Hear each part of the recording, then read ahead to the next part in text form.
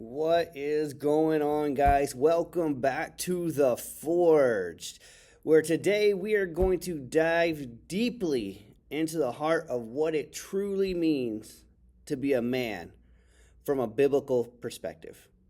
Okay, today we are going to embark on a journey to explore the profound questions of identity, purpose, and responsibility that seems to elude most of society, at least in the United States, today. Okay, are you ready to forge a new path and to understand this? Let's begin by examining what it means to be a biblical man in a world that blurs the lines. I'd say they completely cross the lines, try to obliterate the lines, but we'll go with blurs, okay? They blur the line of what a man truly is, okay? Every day we encounter questions that challenge our understanding of masculinity. Is manhood merely about being born a male? Or is there something deeper to it? The truth is, being a biological male is a matter of birth, but being a man is a matter of choice. It's about responsibility, character, and the courage to stand for what is right, even in the hard times when it is difficult.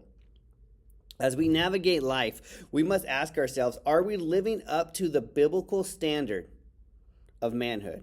And yes, there's a biblical standard for manhood.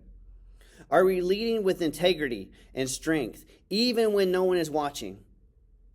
These questions are not just academic questions. They are foundational to our identity and our purpose as a man of God. Consider the difference between simply existing and truly living life. Now think of the difference of just existing and truly living as a man. The Bible challenges us to rise above mere existence and embrace a higher calling. It calls us to reflect on our actions and our intentions, urging us to pursue virtue and righteousness in all aspects of our life.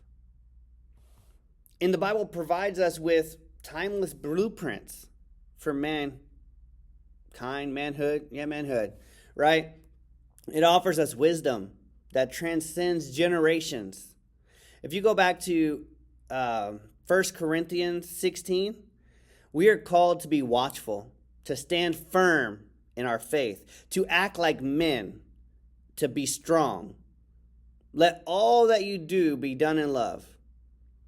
And in that simple verse, those couple of verses, you can see the essence of biblical manhood: vigilance, faith, strength, and love.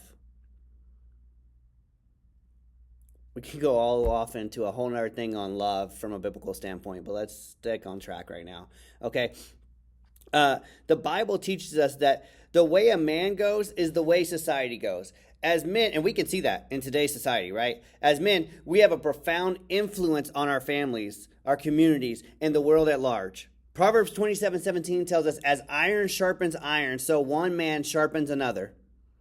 Our actions and our character influence those around us, especially our children. And as men, we are called to be leaders, mentors, and examples of true righteous living. Consider the examples of biblical manhood like David, who showed courage and resilience on God. Resilience is the wrong word. Reliance on God. Or Joseph, who demonstrated integrity and forgiveness. Their lives exemplify qualities that God desires in us. Did they mess up? Did they make mistakes? Yes. So do we. Every day I mess up. Every day you mess up. That's just the way it is. Right? God doesn't say that when you become a Christian, you're going to be perfect. But it says to strive to be perfect as God is perfect. Or another translation, strive to be holy as God is holy. Set apart, different. Right?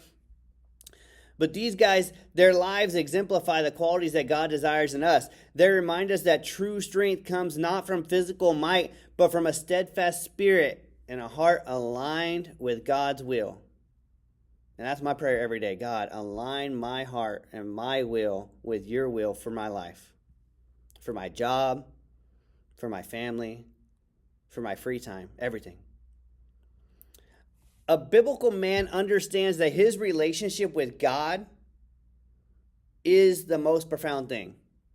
Okay, in Micah 6:8, we're reminded that he has shown you, O man, what is good. And what does the Lord require of you but to do justice, to love mercy, and to walk humbly with your God? Today's society says a man doesn't need to be humble. You need to be alpha. You need to be the man, right? These kids walking around today talking about, I'm him. Yeah, shut up. You're not him. Jesus was him, right? But living as a biblical man means aligning your life with God's will. It's about seeking his guidance, embracing his commandments, and trusting in his promises. Through God, we can find the strength to overcome challenges and the wisdom to lead others. So, in a world that is filled with distractions, false ideas, false ideologies, and all kinds of distractions that are taking us away from what we are called to be in God, a real man anchors his identity in his Creator. He seeks to know God more deeply, understanding that his worth and purpose are found in God. And this relationship fuels our journey, providing clarity and direction in every step that we take as a man. Guys, I'm going to hit on this again here shortly, but thanks for joining us in the Forge today. Remember, stay real and stay unfiltered.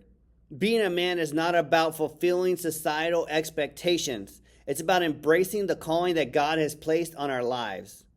Let's strive to be men of faith, character, and purpose, knowing that our lives can shape the world around us. If you're not happy with the way society is going, be a man.